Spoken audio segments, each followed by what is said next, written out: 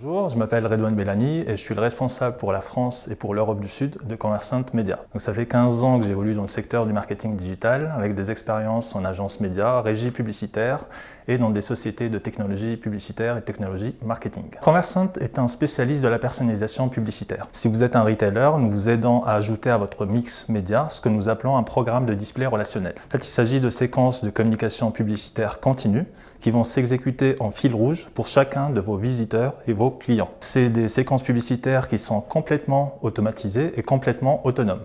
Ça veut dire qu'elles vont vivre au rythme de l'actualité de votre site, mais aussi s'adapter spécifiquement au comportement de chacun de vos prospects et de vos clients. Enfin, ce que ça a de particulier, c'est qu'on est capable de mesurer l'impact net de ce programme publicitaire sur vos ventes en ligne et vos ventes en magasin si vous êtes un retailer présent sur plusieurs canaux de distribution. Et ça a comme particularité d'être complètement transparent.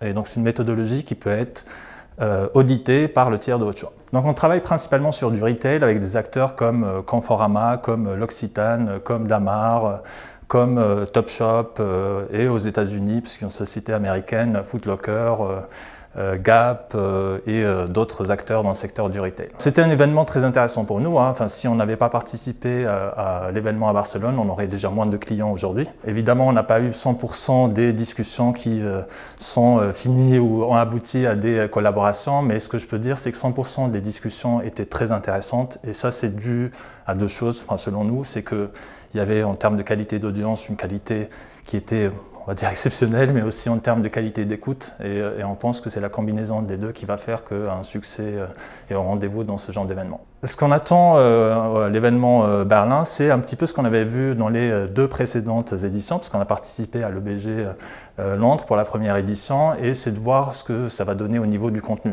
On apprécie le fait que l'EBG fasse cet effort pour essayer de structurer un peu le paysage qui est de plus en plus complexe, le paysage du digital et du marketing digital en particulier, et le fait de voir quels vont être les nouveaux contenus qui vont être proposés, notamment sur la structuration de l'écosystème et le panorama, et spécifiquement autour des sujets de la personnalisation qui sont évidemment les plus importants pour nous.